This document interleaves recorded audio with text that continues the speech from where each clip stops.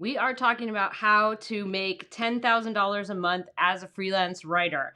When I first started out, I didn't think this was possible. I didn't even know people could do this. And as I went along and I learned that there were six-figure freelancers out there making more than 10 grand a month and having like 100K quarters and stuff, that's when I was like, oh, that's what I want. I want to do that. And so for me, when I started figuring out how to have 10K months and I had regular 10K months, and you have like those 40K quarters. I like the whale. I think that that's something that we need to talk about more as freelance writers is like, how do you actually do this? How does it make sense? How do you make the money? How do you slice and dice it? And when I was kind of coming up with all of my freelance stuff, right? I was learning how to do everything. I realized that a lot of the writers I looked up to who made six figures all had very different businesses. So some of them were in all of these tech niches that I found really boring. It was just stuff that like they would tell me about it and I'm like, oh my gosh, I'm going to fall asleep. Like, what is this? And then others of them were like, oh yeah, I just write in travel. Like all I do is write travel articles and I make six figures. I'm like, how the fuck do you do that? Hey BMF, welcome. I'm glad you're here. Hey Vesna, welcome. Glad you're here. So just as always, like if I'm going through anything and you have questions, always feel free to pop them in the chat. And if you're watching this as a replay, like you're watching this stream some other time, always feel free to comment. If you have any strategies or techniques or ways that you made 10K a month or questions about making 10K a month, you can always drop them in the comments below. I always answer everybody. We're so glad that you guys are hanging out. So let's get started. Let's just go through it. So here's the deal. How can you actually make 10K a month? So this is something that I think a lot of freelance writers make mistakes on is they think that this just like happens. They think like someday someone wakes up and they're just sitting on a pile of 10K a month. They're like, I've made all these projects. It's magic. No, it's practice. So the deal is that a lot of this stuff has to do with marketing, right? So this is something I tell my course students all the time, my coaching students, we talk about this all the time. I love the little waves. I think that's so cute. And that got started by Vicky. Vicky normally comes in here and has the waves. So I'm glad we've continued it on. Hey, Carol, welcome in. So the deal is that a lot of this has to do with marketing. If you are not looking 3 to 6 months ahead with your marketing, that's a problem. A lot of the freelance writers that I coach and a lot of the freelance writers that I end up having in my course, we go through this a bunch. They're like, oh yeah, I have work this week and next week, or I have work this month. What about, and I'm like, what about next month or 3 months from now or the last quarter of the year? Or like, how are you measuring this? The problem is to get those 10K months, you have to be planning ahead. And here's why. If you don't plan ahead and you don't look 3 to 6 months ahead with your marketing, with your work, with your money, then you have to start taking all these little jobs. Oh my gosh, June I don't have enough money. Take a job. And I've had to do this before. This happens. And it's because you don't look far enough ahead or because you're distracted doing a ton of other things or whatever. So the deal is that you have to look farther ahead. Once you start grabbing all of these little, instead of grabbing like the big prize winning pumpkin, and getting a 10K month, you end up being like, I need an apple and just like a little pear and one strawberry and one blueberry. And you kind of like mash all these things together and then you end up panicking, right? Making a 10K month is about planning ahead. It's about looking at the things that are coming in and having this schedule space to then take on bigger projects. It's about being able to see, okay, this is how much is coming in over the next 3 to 6 months. This is how I'm doing my marketing. This is how I'm planning everything ahead. And then when you have the space to take those bigger projects to reach a 10K month, right? Then you can do that because you're not scrambling and your schedule isn't filled up with all these smaller things. That's one of the biggest mistakes I see is when you reach these 10K months, it's not that you are, oh, hey guys. Hey, Virginia, welcome in. We're glad you're here. I see all this stuff like popping up as I'm chatting. So yeah, always feel free to welcome everybody. I always like how you guys, talk to each other. I think that's a nice part about this live stream is we all get to hang out. So you have to plan ahead. And the mistake is that freelance writers are like, the runway is so short that you don't have the potential to get a 10K month because you think that you're like, oh, I need to write, 50 blog posts a month, or I need to do like 75 of this thing, or I need to do like 20 reported articles, or I need to do all of this stuff, right? But the problem is that's not how it works. Like, yes, you can reach a 10K month by doing 1,000 of one thing. You definitely can. So that's one way, right? One way to make a 10K month is that you're like, all right, I'm going to write 500, like my blog posts, you know, I'm going to write 400 to 500 word blog posts at $500, or I'm going to write 800 to 1,000 word blog posts at $800 or $900, and you do, you know, 10 to 12 of those, whatever. Hi, Grumpy. I hear you making noise. Hey, Vicky. Yeah, Vicky's the original waiver. The problem is that there is an exhaustion point where you can't keep going with those 10K months. Like the people that I know that were doing a ton of work to reach 10K months, like they eventually either burned out or they quit freelance writing, or they eventually tried to start refixing their business like a lot. They had to like redo their business. Hi, Grumpy. I hear you making noise being a SaaS factory. I'm trying to tell people how to make money, and you're over there making a whole stink about it. Bo, can you back up? Back up. Well, that's close enough, buddy. All right, Minnie. Good girl. You're kind of far away. You're hard to reach today. Usually you're closer and Bo's far away, but as usual, no, this is for her. This is for her. Stop it. This is for her. There you go. Bo, you can be over here. There you go, buddy. You can be over there. There you go, Minnie. All right. So the problem is that when you start doing this work harder business, when you do this over and over again, where you end up writing bajillions of pieces of content, that's not sustainable. That's not a way to make a long-term six-figure amount as a freelance writer. That just leads to burnout. It leads to a bunch of other problems. It's a big pain in the butt. So the deal is that you can do that if you want, but most of the time that comes from like overscheduling yourself, or it comes from this place of like, oh, I just do a lot to make more. And this was the idea I had. I was like, oh, if I just take on more, I'll make more money. Instead of being like, I should pay attention to the projects that I need to do, like more case studies, more white papers, more downloadables, more bigger projects where someone says, I need these five deliverables, or these, 4 pieces of content. And it's a much bigger project than being like, okay, this month it's this, and this month it's this, and I have to write a lot and work a lot to get there. Like that's just not, it's a recipe for a lot of mistakes. So you have to think more forward. But yeah, welcome BMF. We're glad you're here. BMF, if you want to share your real name, that's totally cool. If you want us to call you BMF, that's cool too. We're glad you're here. It's fun to hang out. And we always have pup dates. We always have pup dates, which are fun. And Charlotte makes noises a lot of the time, and you might be able to hear them because she's like, I want more Treatos. Okay, so back to the point. The point is that when we're doing the marketing, we have to think further out. You have to think 3 to 6 months out. And I have made this mistake. It happens all the time. People make this mistake. But in order to reach consistent 10K months, or get a 30K quarter, or a 40K or 50K or 100K quarter, you have to be thinking much further out.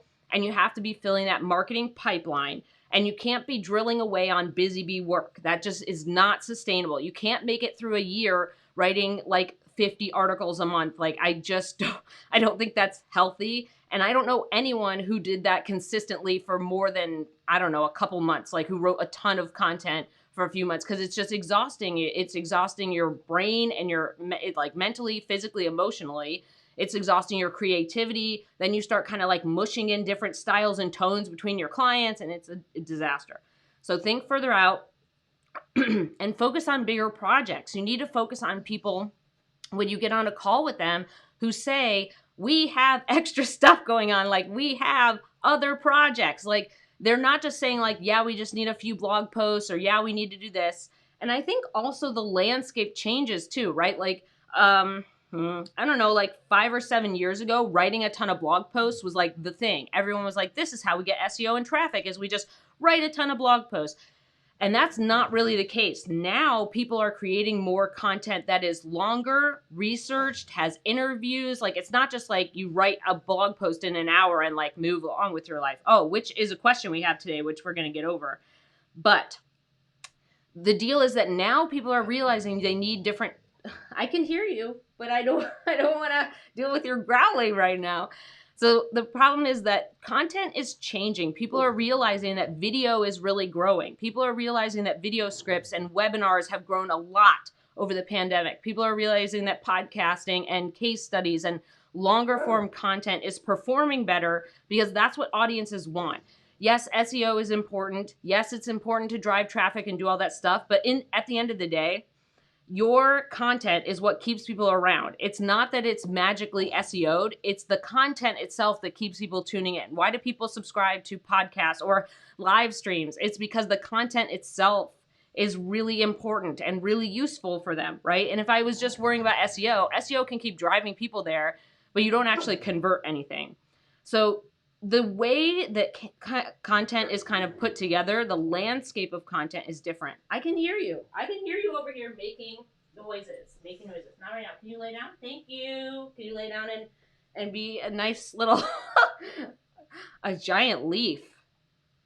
I think I missed something. Okay, anyways. Sorry, we're a little all over the place today. The deal is that the content landscape has changed. And a lot of that has to do with like all the stuff that has happened over the last few years, and the way that people consume content, right? Like there's TikTok, and then there's Reels, and then there's Shorts, right? YouTube Shorts, Instagram Reels, then there's live streams, and more people have access to the internet and have access to video and cameras and phones than ever before, right? So when we're kind of looking at these 10K months, we have to remember that these bigger types of content that are more on the scene now, those cost more money, right? Those bring more value to your clients, which means that you should be charging more, which means instead of sitting on the hamster wheel and running around and doing the same content over and over again, it's like you need these bigger projects that span longer periods of time, that are actually different deliverables, and that are things that audiences are actually interested in. And how do we get that? We have to ask on our potential client call. So in addition to your marketing, in addition to looking further ahead, in addition to getting away from this hamster wheel of like 8,000 blog posts a month, you have to ask people.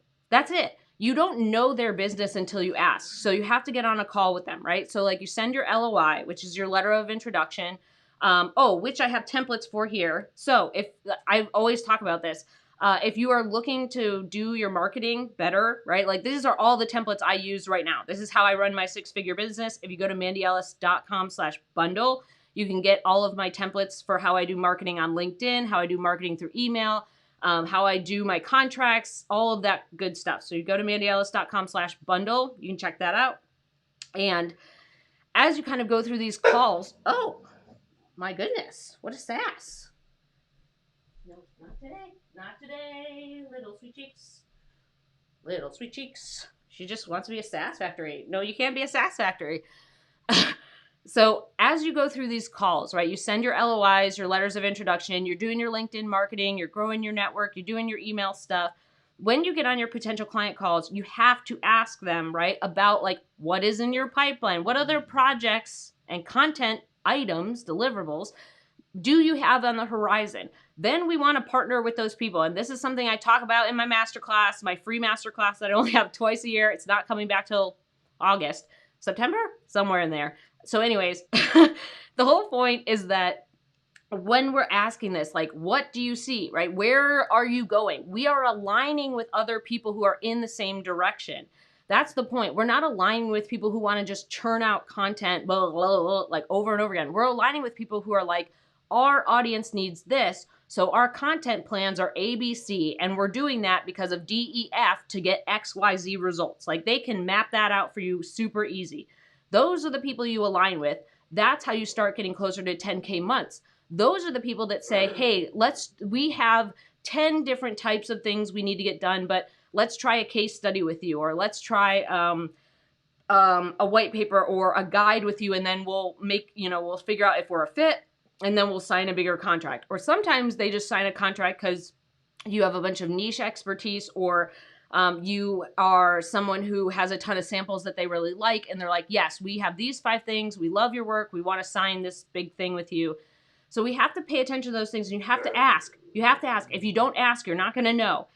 And you can't know anything about an internal business from the outside. Like this is something that I talk about with my students and with a lot of times with like other freelancers is they're like, well, how do you know? How do you know that like this is what they're doing? I don't know. You don't know either. No one knows unless you work at that company. The deal is you have to ask in order to receive information. That's why we like getting on calls with people, is because then we can ask them, like, what's going on over there? Can you tell me about your content goals? Can you tell me about your plans? Then we actually have an idea of where we're going, right? We have an idea of, like, should we align with this business, or are they just pumping out content for the sake of content? If they can explain what their goals are, right, then we kind of can get on the same bus and drive the same direction, and then we can have bigger projects, then we can plan further ahead. Then we don't have to worry as much about all these like little, picking up little things along the way. That's a distractor for having really good months. So that's the first step, is like, how do we actually reach that? We need bigger projects. We need a bigger runway for our marketing. We need 3 to 6 months thinker time. And we need to keep our marketing pipeline going. We need to keep marketing, and we need to ask questions. You need to ask your potential clients, like, what is going on over there? Tell me what's up. And this isn't like to poke or prod them or make them feel shame because they don't have goals. It's like, are we on the same, like, are we playing the same game, right? Like, are we both playing baseball, or are you playing like cricket and I'm playing baseball? Or like, am I playing American football and you're playing like soccer or like European football? Like, what's going on? We have to be on the same page, because those are the engagements that work out the best. Those are the engagements where someone gives you a glowing testimonial, because it's like you've already aligned before you signed a contract, before you sent anything over to them. That's really important.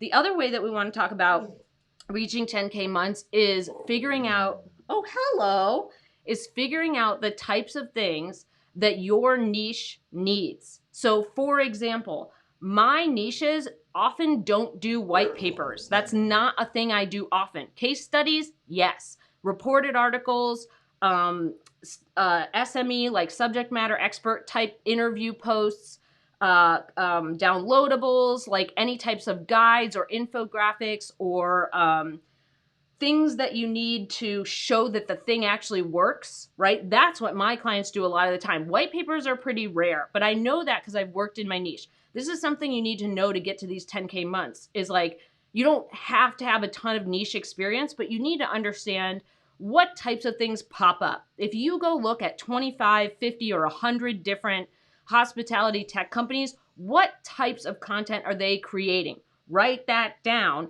You need to offer that.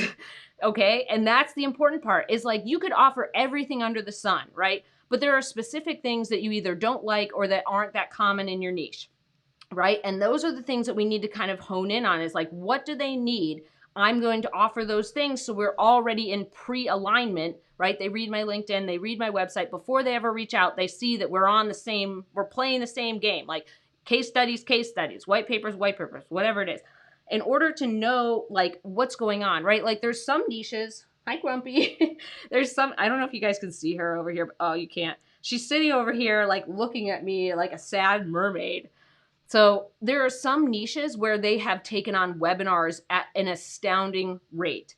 They are looking for webinar scripts. They are looking for people to create webinar slides. They are looking for people to then create blog posts and case studies or whatever from the webinar, reported articles. So there's a lot of things we have to know. And these types of projects are like, all right, cool. How much would I charge for these things? What are the most lucrative or useful projects in my niches? Then I'm going to offer those and look for that work. I'm not going to keep doing my comfort zone thing of being like every writer I know, your comfort zone is blog posts. I know it. My comfort zone is reported articles. I'll be totally honest. I am like addicted to reported articles. I love talking to people. I love interviewing them. I love hearing things they're excited about. I love it. That's my addiction. I know a lot of writers, a majority, are addicted to blog posts. That's your comfort zone, is you're like, oh, they're just asking for a blog post. I can do that. But when they ask for something more complicated, they're like, we have a webinar that we need this. Everybody has a meltdown. Everybody has a meltdown over it. Listen, if you can write a blog post, you can figure these things out. It's not that complicated. And most of the time, you're going to get a lot of information from that client. And if you don't, ask them a bunch of questions. And then if it blows up in your face, me too. That's happened to me a bunch of times where I've taken on work and I'm like, this is going to be great. I'm going to figure it out. And it blows up in my face. That's part of the process. That's part of getting to 10K a month, is you have to make these mistakes. You have to learn your niche. You have to learn how to do these different projects, and you have to get out of your comfort zone. So when you're kind of looking over these things, that's when you want to figure out what you're offering, right? Reaching 10K is about offering the right things to people. And this is something that I have come up with, I don't know, in the last little while, maybe the last like year or so. I used to be very against packages because I always got these inquiries that were all different. Like everybody wanted a different slice and dice of different types of content. But recently I've been having this more regular type of engagement that's 2 thought leadership posts, 2 reported or researched articles, a case study, and a downloadable. So the downloadable could be a guide or an infographic or some kind of how-to thing. It could be anything that someone would download to build subscribers.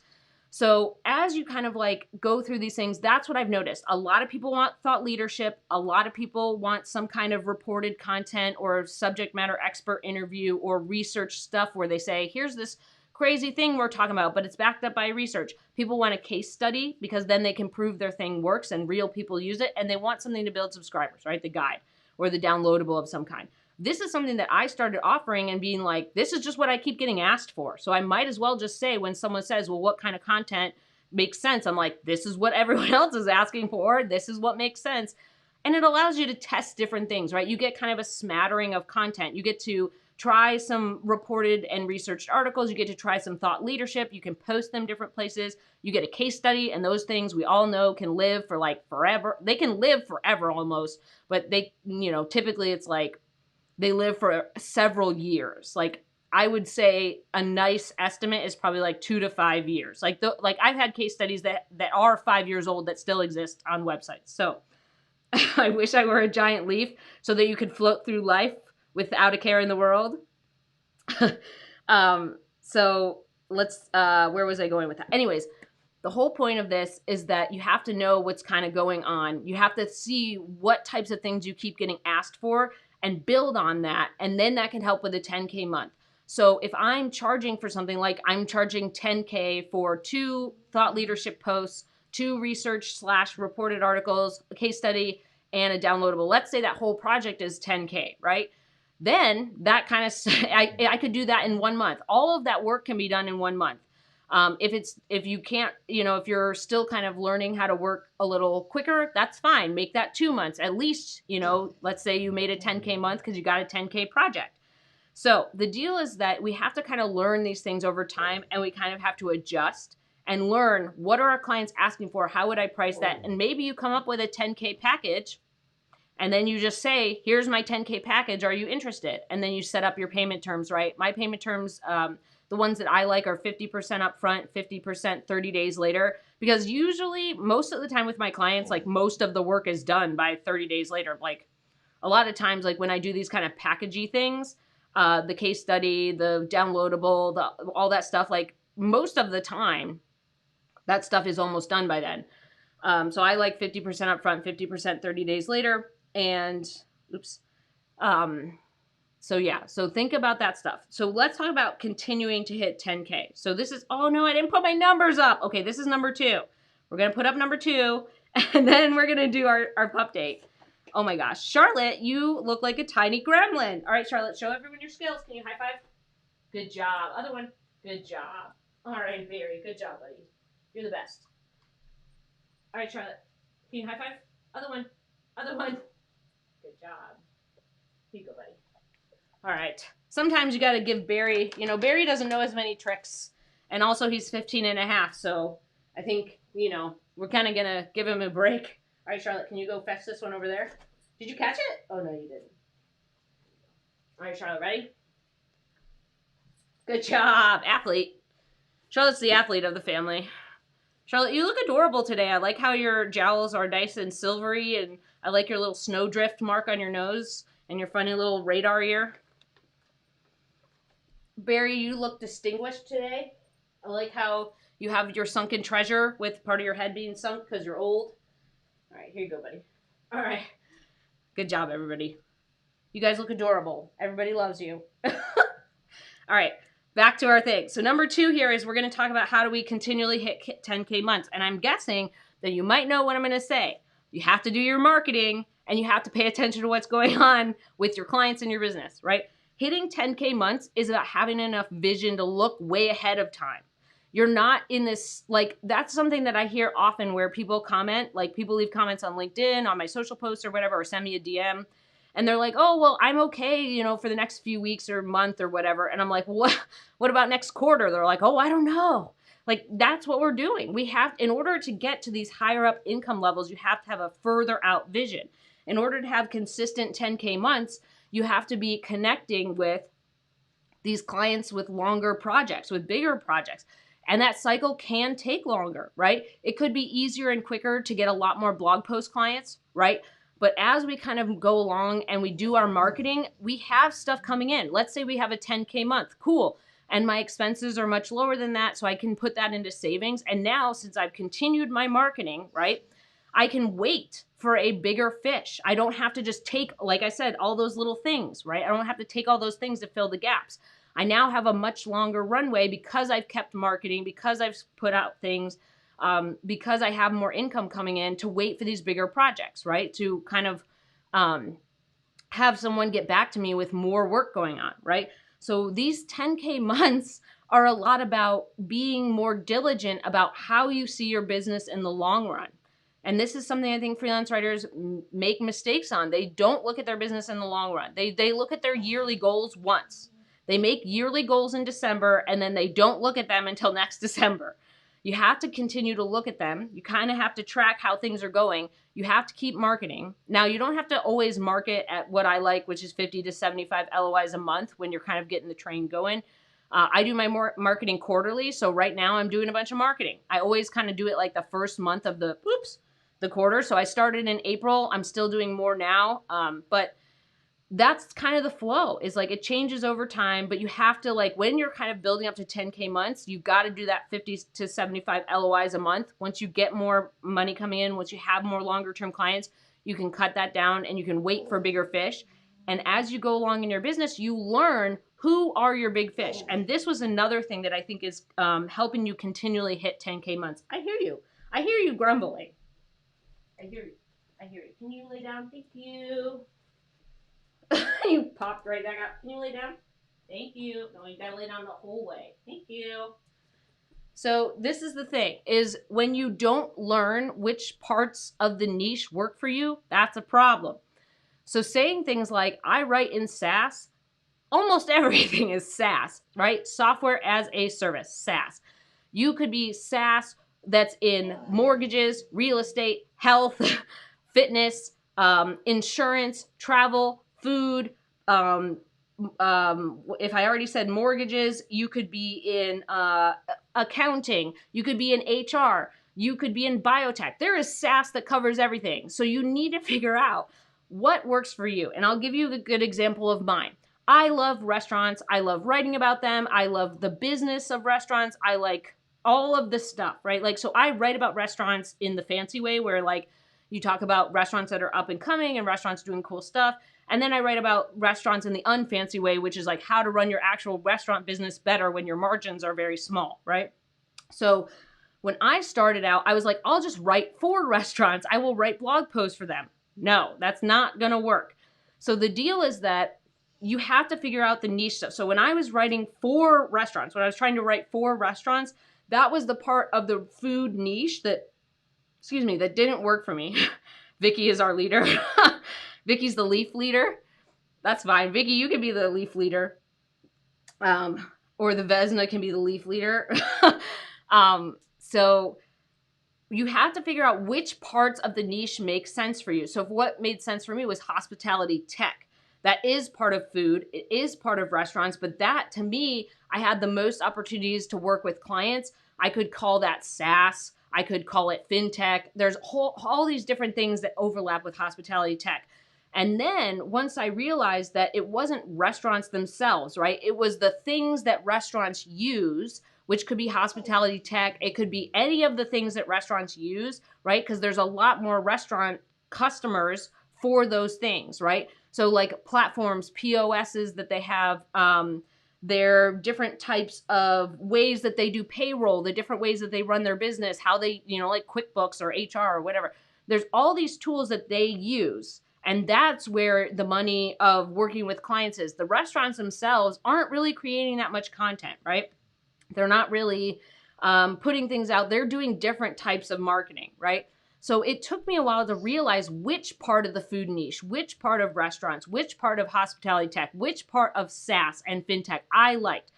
The other example that I'll give you is like fintech. I write about fintech, but only specific parts of fintech. I write about fintech in the real estate part of fintech, mortgages. I write about it through prop tech. I write about it through hospitality tech. And I write about it sometimes through travel. Like every once in a while, like a long time ago, I wrote about travel rewards cards. And that's like, I won't write about other parts of fintech that have to do with like really in-depth accounting, which is what my friends does. I have a student who does a lot of like very deep fintech stuff where I was like, I have no idea what that is. And she's like, I love this. This is interesting. I'm like, okay, you have to know where that is. Once you know where that is, then you can figure out a repetition that happens. You're like, I noticed that most of my clients are Series B startups in this niche. Okay, now I just make a list of all those people and market to them. Then you have better success. Then you have more 10K months. You have to pay attention to these patterns. I love the waves. You guys are funny. So you have to pay attention to these trends. You have to pay attention to these things that happen in your niches, in the things you're working in, right? Because if I kind of like just barreled ahead and was like, no one in restaurants wants to work with me, that, you know, this isn't working, I should quit. Like I had to figure out the path.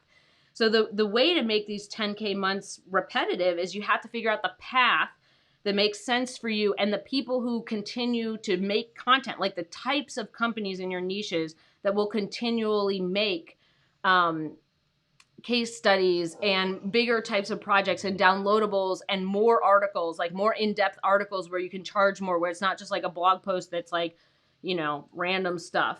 I hear you. I hear you being grumpy. I hear you. You're over there staging a revolt against me while I'm trying to help people make money, and you're over here like, I want more treats, please. It's okay, Charlotte. I love you anyways. You're the cutest.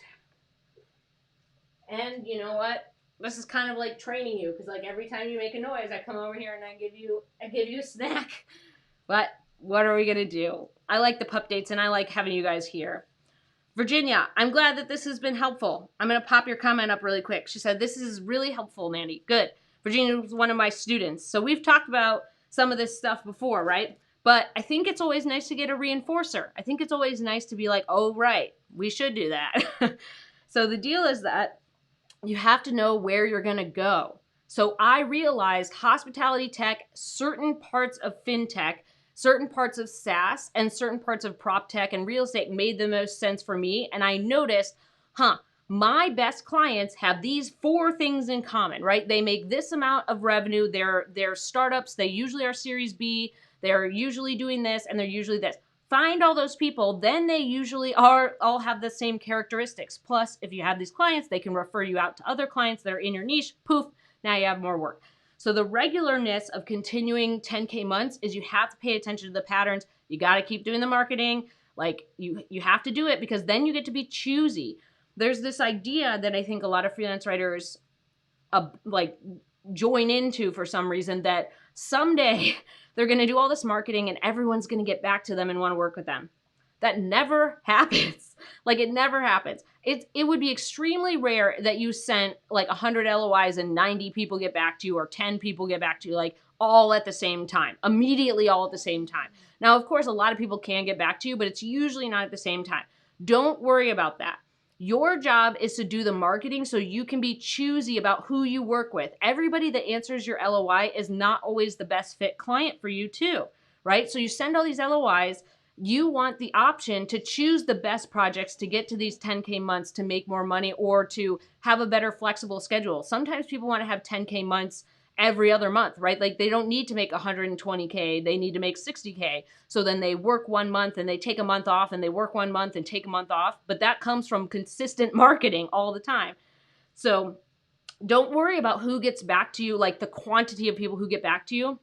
That's not an issue. Your issue is being choosy. The way to be choosy is to do more marketing and connect with people and have calls, and then pick the people who are the best fit for you. Yay, Lori's here. Welcome in, Lori. She says, great reminders where the need is. Yeah, You need to go where people are like actually creating these big projects and creating more content, right? All right, peeps. Let's go to number 3. Actually, we're going to so we're going to go to 3. All right, people. Let's see. And we have a question today, so we're going to get to that as well, which is actually, I think, a good question for this one. So let's talk about clients and projects. So one of the ways that you can get to 10K a month is that you have a variety of types of clients and types of projects. So that means that you are working on a bunch of different things, right? I already kind of hashed this out, but it's basically like you have case studies, downloadables, ebooks, guides, reported articles, thought leadership pieces, infographics, like all of these things. It's not just straight blog posts. So having a mix of types of work, especially work where some of it is really high paid and some of it is just regular paid, that really helps a lot. And having different types of clients. Like I always kind of recommend that you need like 3 to 5 niches. And this is because now that you have this variety of stuff, there are plenty of places to find clients. There are plenty of people who need a lot of work done. Hello. And there are lots of opportunities for you to grow your business. So as you're kind of going along, having this variety of clients and variety of projects that you offer and that you do really helps you basically have more fish to catch, right? You have more options to slice and dice your 10K. And it gives you, instead of being like, I only do this or I only do that and I do it every month, right? Instead of doing that, you can have different ways that you can build your business. And this was something that I was learning in the beginning, right? I was talking about how all these writers have very different businesses, yet they all made 10K a month. And I was like, how do you do that? It's because they learn where the need is, right? And then they also understand that having a variety of clients or having a variety of types of niches or having a variety of types of writing that they offer is really important to reaching 10K. So the cool thing is that this also keeps us interested. I don't know if you're a writer like me, but I like to have my finger in a lot of pies. Like I like to be doing a lot of different types of projects. I find it really boring to like do the same thing over and over again. That's just feels very tedious to me and not useful. And it bothers me. So I like to have a variety of projects and have a variety of clients, and it keeps it interesting. So if you're like me, this is a bonus where like you actually make more money from doing that. I hear you. Do you want to come say hello? Nope. You just want to growl at me and bother everybody? Here. Oh, you want to sit on Barry? Well, I guess you can sit on Barry if you want. So this variety of clients is going to actually bonus itself, right? Basically, can you go back to your hover hole? Go back to your hover hole. Go back to your hover hole. Good job. This variety of clients and projects is then going to help you make more money. That's the after effect of having different types of clients and different niches and different projects. All right, there you go. So that kind of stuff is really useful. Plus, I feel like it makes the job more fun and interesting, and it gives you more avenues. I mean, it could turn out that you're like, I'm trying this out as an experimental niche, and it turns out to be your best paying niche, and you love it. Cool, now we did it. All right, let's go to 4, because that one is kind of like a little bit of just a recap of what we've already covered. So let's go to 4. So point number 4, what do you do after you hit 10K a month? What steps do you take after you hit your first 10K month or after you start getting regular 10K months? Wash hands. I don't know what the wash hands is. It's because I have dog spit on my hands. Yeah, so the deal is that when you hit this milestone, you need to celebrate it.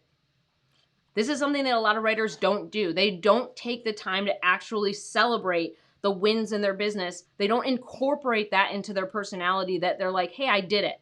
I did it. Like I got to this milestone. You have to do that. If you don't end up doing that, you end up continuing this like negative self-talk, and you're like, oh, well, it was a fluke. I'll never do it again. Or, oh, well, I'm not as good as so-and-so because I've only had one 10K month. Like you get into comparison and imposter syndrome and all that dirty stuff. You have to celebrate this stuff. You have to take a moment to pause. Like even if you don't have, even if you're living on a budget, maybe take yourself out to a non-expensive little fun dinner, or like buy something that's not super expensive from yourself or for yourself, or do something to celebrate it. Like you don't have to do food or buying things, but you could like have like a little party, have friends over, or I don't know, buy a toy for your dogs, right? There's a lot of things that you can do on a budget to celebrate it, but you need to celebrate it, because if you don't, then you just overlook it, and then you get back into this habit of like, I'll never get there again, and then it keeps you very small, keeps you very keep thinking very like you're in that scarcity landscape. There's never going to be more work or clients. I'll never get there again. You have to celebrate it and remind yourself like, hey, I did it. So that's the first thing.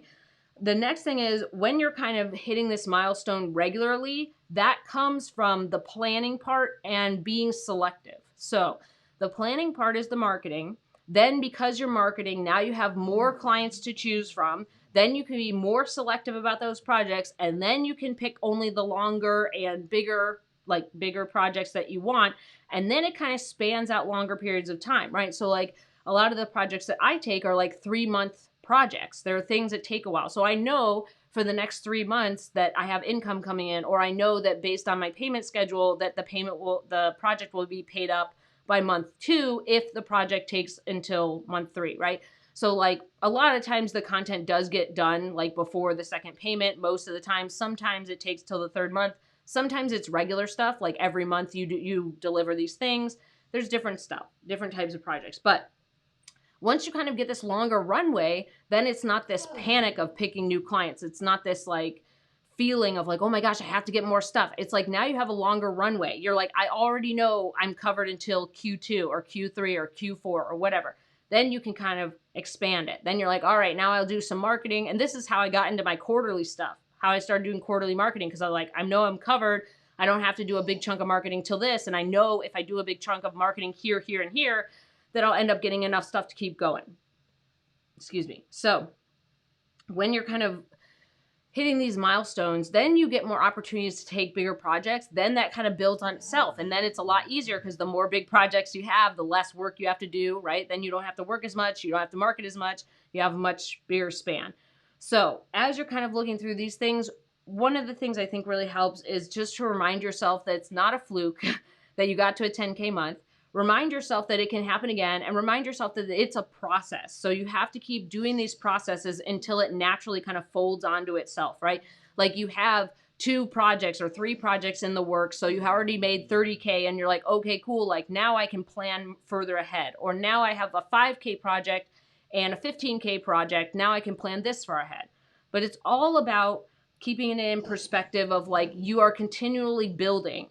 You don't have to build as furiously as the beginning, right? Because now that you have a little more money, you can be a little slower, a little more selective, but you still have to be building the business. Like you have to be participating in that. And even as someone like, I told you, in my business, my 6-figure business, and even before I hit 6 figures, there's always marketing. You always have to keep the business running, and it's not boring. Like it starts being this fun activity where you're like, who's going to answer now? Or you're like, that company sounds really exciting. I hope they get back to me, right? It's not like, oh my God, I need work and money. You're like, ooh, this sounds fun. I hope they talk to me, that kind of stuff. Then you get to this place with your marketing where like doing it every month, like you do 20 LOIs a month and it takes you like an hour to do it because you're already in the practice of building your list of people to reach out to, qualifying, right? Like who are those people, right? Are they this type of company? What are those attributes? Then you market to them, right? It's all kind of like easier to do. It kind of relaxes the process. But it allows you to be more selective because you're continuing to build the marketing. So afterwards, the regularness has to do with what's coming in, right? And then there's other stuff. I hear you. I hear you making noise. I hear you. You're being a sass factory. Can you lay down? Can you lay down though? And not bark at me? So a lot of that success of continual 10K months has to do with being diligent about all those things. All the stuff I mentioned, the marketing, the being selective about clients, figuring out who your best options are in terms of clients, like who the people are that you should double down on more, noticing attributes in your clients, and being, smart about the people that you connect with and the types of clients you take in. Okay, I think that's all I wanted to say. And we have a good question. So if you have any questions on this topic, you can always pop them in the chat. If you feel like this has been helpful, give it a thumbs up. If you want to learn more about building a high earning freelance writing business, subscribe. If you're watching this as a replay or watching this later on and you're not here live, you can always add a comment below. Like, I'm interested to hear, like, have you had a 10K month? How did you get to that 10K month? What types of work do you do? Like, what types of content projects? And then what types of niches you're in? I'm always interested in hearing that. All right, so let's get to our question. So we had an anonymous question submitted. Oh my gosh, I forgot how big it was. Okay, well, I'm going to read it and then I will tell you everybody what it is. So, live stream question. I'm curious if you could talk about mindset shifts and techniques that help you improve your writing speed without sacrificing quality. I've seen people talk about writing blog posts in as little as an hour, but as someone writing science-based articles, this feels impossible to me. I also seem to have a belief that to create high quality work, I have to extensively research it, meaning days and days of laboring over details. Yet this is putting limits on my earning potential. While I know research is incredibly important, I'm thinking there must be a way to streamline the creation and research process so that it can move faster without losing quality. So this question is a really good one because we just went over this in my course. One of my course students asked this very same question. So there's going to be a few things we're going to talk about. I've got a woo-woo here who's being a woo-woo noisemaker. Can you give me a high five? Oh, that was like a half. There we go.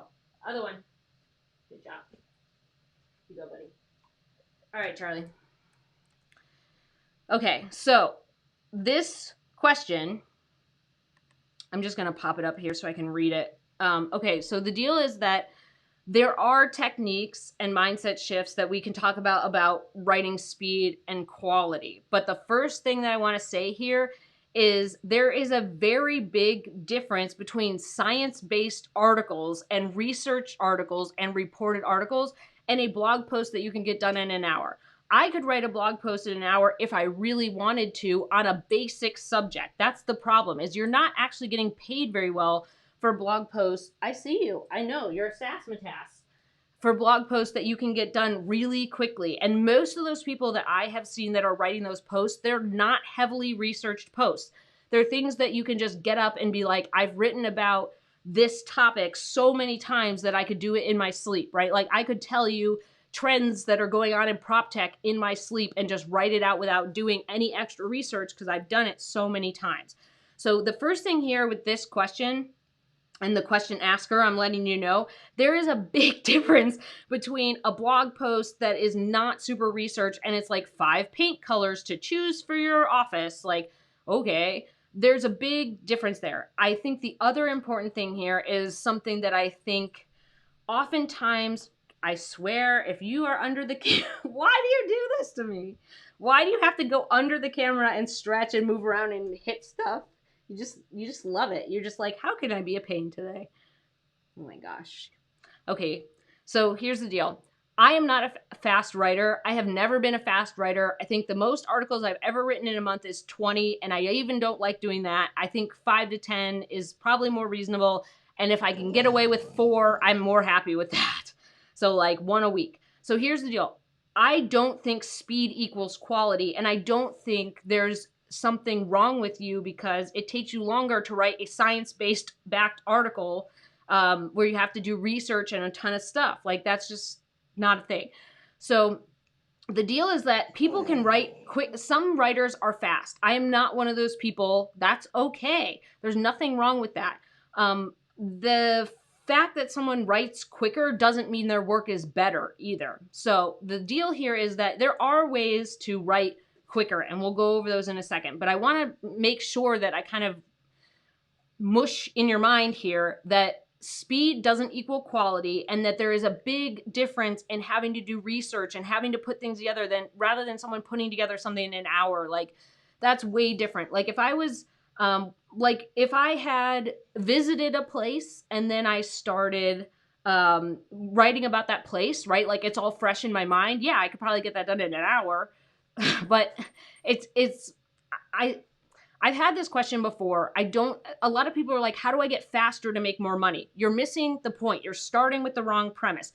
Being faster just means you're going to lead to burnout. It doesn't mean that you're going to make a ton more money. There are fast writers who make more money, but their life is organized differently, right? They only write for 4 hours a day and then they take the rest of the day off. A lot of times I get this question from people who are like, I'm too slow. In order to make more money, I need to write faster. That's the wrong premise. The premise is I need to find better quality clients who want better quality work and align with those people and work on a reasonable schedule. So there's that. All right, so let's talk about the research thing, and let's talk about limits and techniques. So one of the techniques that I talked about with my students this week was this time limit. I am an over researcher too. It's one of my fun writing things that I do that I love doing it. I love research. I think it's really interesting.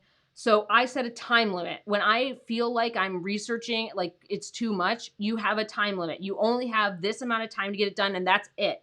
So you either have to work faster to get more research done, or you just accept that you have done what you have done and that's it. Now, most of the times I find that I over research because I'm like worried that I don't know the topic enough, or I'm going to miss something, or I'm going to make a mistake. Well, I'm a human. No human knows everything about every topic. It's not possible.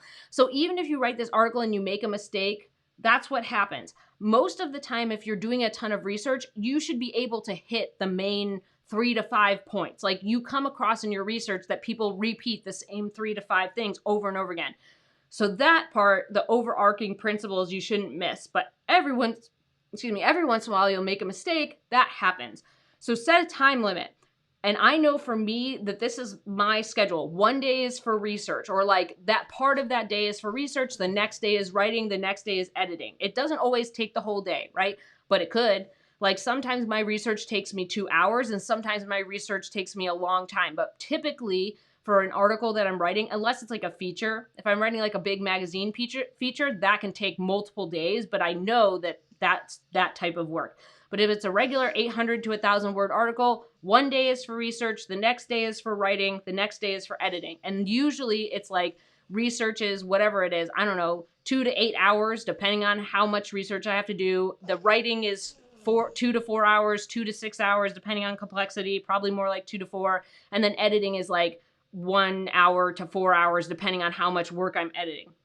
So the deal is that you need to figure out these things that I've talked about before, is like, how do you do your best work? Can you stop borking at me? Thank you. How you do your best work, when you do your best work, like what type of day, and why was your best work your best work, and work backwards from that. You need to figure out, how do you research? Like what types of places do you trust to keep going back to do your research for that niche, right? Like I know there are specific places that I go to get my research done for specific niches because they always have useful stuff. What time of day did I write my best work? Why was it my best work? Did it have great quotes? Did it, was my editor really happy with the format? Was the tone and style really good? Like, why was it my best work?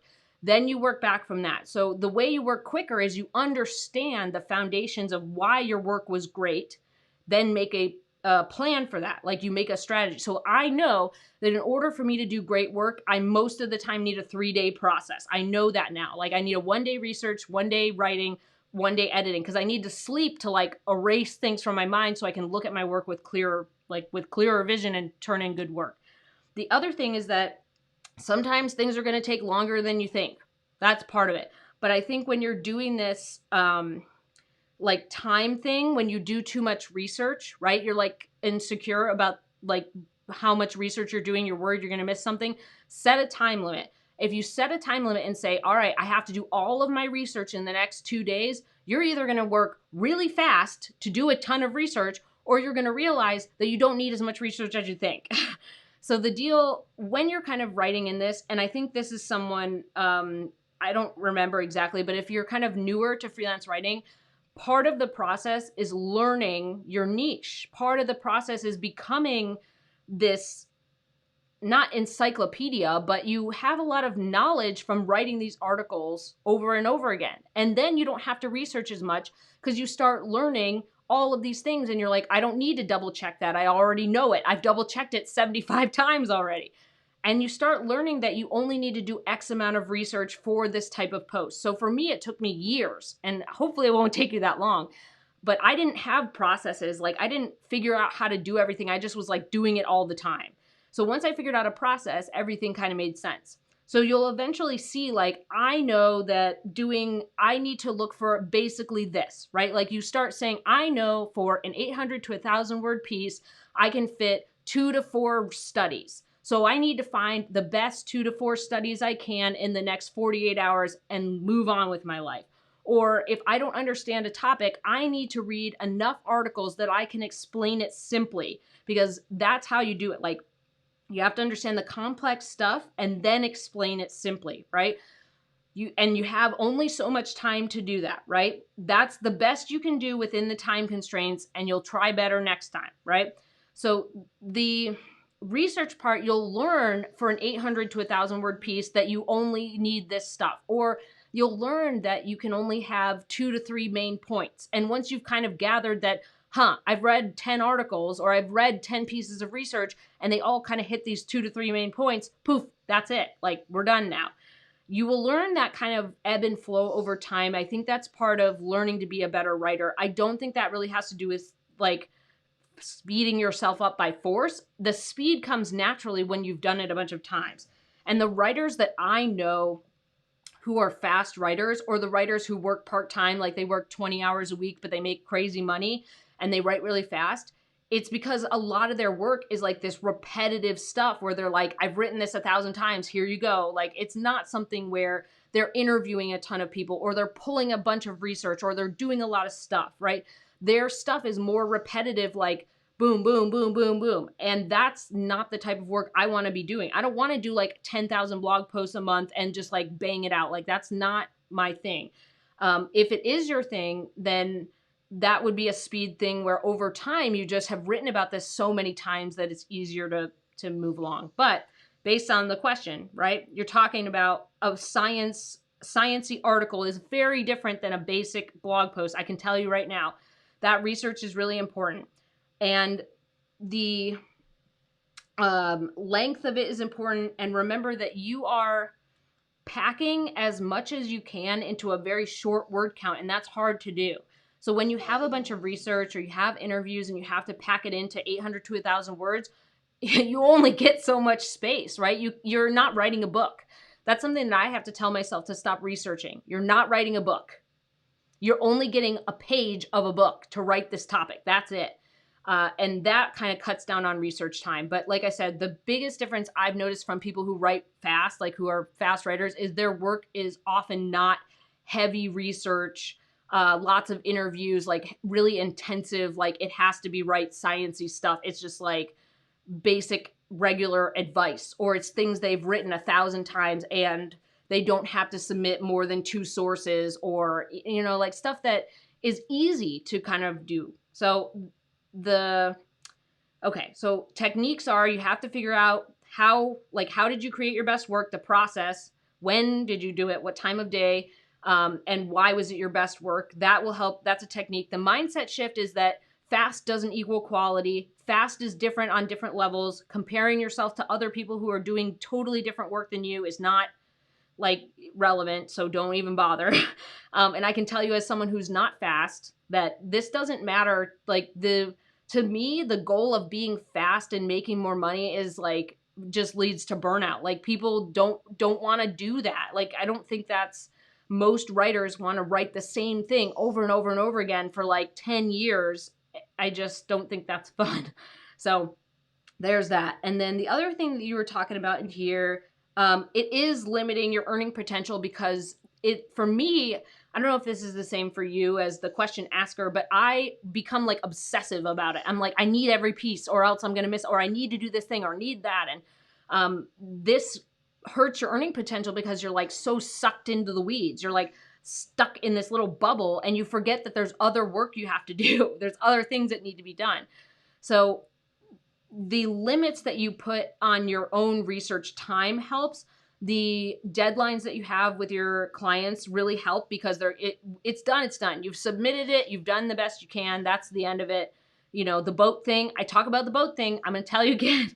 So this is what helps me a lot with this type of work and worrying about speed and everything else, is I have my little origami paper boat, right? It's intricately designed. It's all folded, and I'm standing on a beach. I know exactly what it looks like. I'm standing on a beach and I take my little paper boat. It's like the size of a softball, and I go put it out in the ocean, and I'm like, good luck, buddy.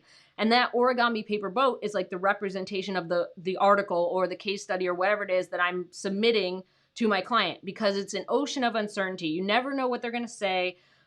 You're not sure how it's going to go, but you have to release the fact that you're like, I did the best I could under the circumstances. I know I did a lot of research. I know I was diligent. I know I was careful. I worked hard. I know that I may have missed something, but that I'm a human being. I know that I am working really hard to make good quality work for these people. I know that I'm working really hard to make sure the audience gets all the information they need. And then you have to release it. You have to be like, I know I did the best I could under the circumstances. That's it. That's kind of that's the whole deal. Is like you did the best you could under the circumstances. And 2 years from now, your best under the circumstances will be way better because you have a lot more practice and you have more assignments under your belt. But you have to have this feeling of that you have done the best you could, and you have to have peace in that, because if you live for other people telling you you did a good job, that's just like the most poisoned apple you can be a part of. Like if you spend your whole life waiting with bated breath every single time you submit something to your client, being like, oh my God, are they going to like it? And I did that for years and years and years. That's how I came up with the paper boat thing. No, thank you. Can you go lay down? Ah, you're on my toes. Thank you. So if you wait for other people to tell you you did good, you will never feel good about your work. I did that for years and years and years. I didn't feel good about my work. Then I came up with the paper boat thing, where I was like, I have to have this feeling that I did the best I could, that I was intentional and strong in my research. Oops, I dropped one. Hold on. There you go. And that I tried to do my best for my client. And sometimes what ends up happening is you have a client that's just not a fit for you, and they come back and they're like, your work is garbage. What is this? And you're like, oh crap. But when you have the little paper origami boat and you've released your expectations and you're like, I feel good about it, you know, it doesn't really matter what other people say. You're like, okay, well, either this person's not a fit or I really did a bad job. Sometimes you will do a bad job. That happens. But you at least have the expectation with yourself that you feel good about your stuff. Like you're not seeking the approval of everybody else. Okay. So all that said, there are ways to move faster without losing quality, but you need to understand where you're coming from in terms of the types of articles you're doing, and comparing it to someone who's like writing a research article where you have to have stuff that supports your point, right? It's kind of like going to court. You're like, I'm presenting my case for this article. Here is the data that backs up what I'm saying. If someone just comes in and says, here's 5 pink colors for your office, like, you don't need any data to back up them choosing like marigold for your office, right? There's a lot of stuff, so don't compare that. And there is a lot of time where that insecurity it propels over researching. So just remember that you're not writing a book. You get one paper thin slice of a book, which is the article. That's all you get. And what you need is the strongest pieces of evidence that prove your point. There's lots of it out there. There's lots of research, lots of evidence. Pick the ones that make the most sense. Move on with your life.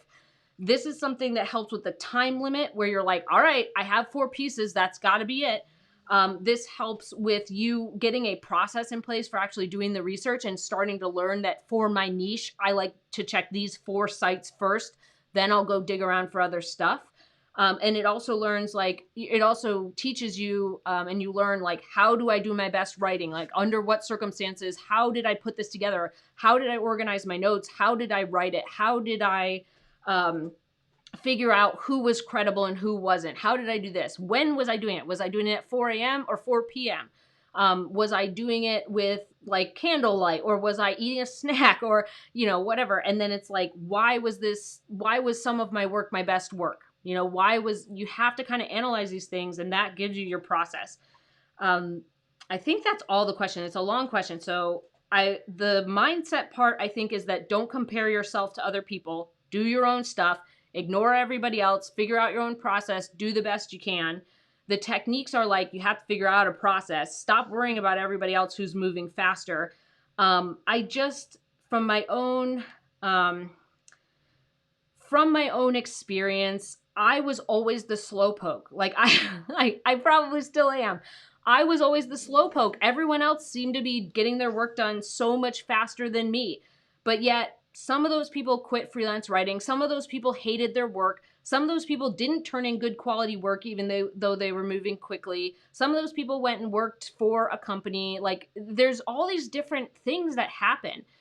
The speed at which you write does not predict how much money you will make over your lifetime as a freelance writer, or if you will stay a freelance writer, or if you'll choose to do something else. Like, I just don't think that's a factor to pay attention to as like a predictor of quality.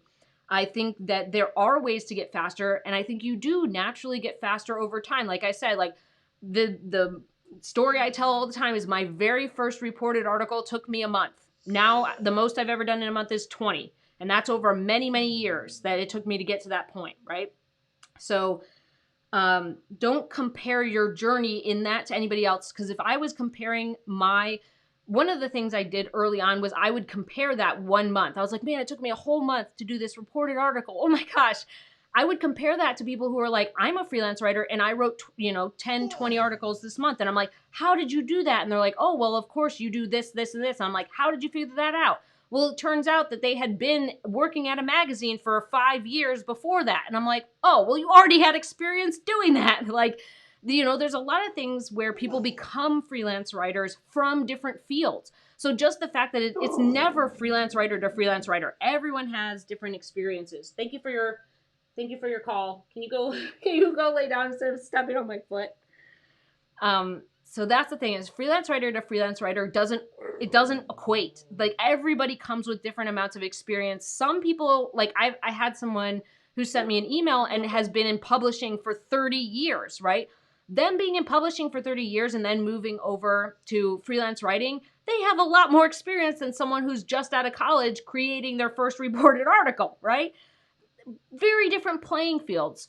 That person who writes really quickly might have been someone who was working at an online publication and they had to submit 20 story ideas a day or something crazy. And now for them to get their work done, it's really quick.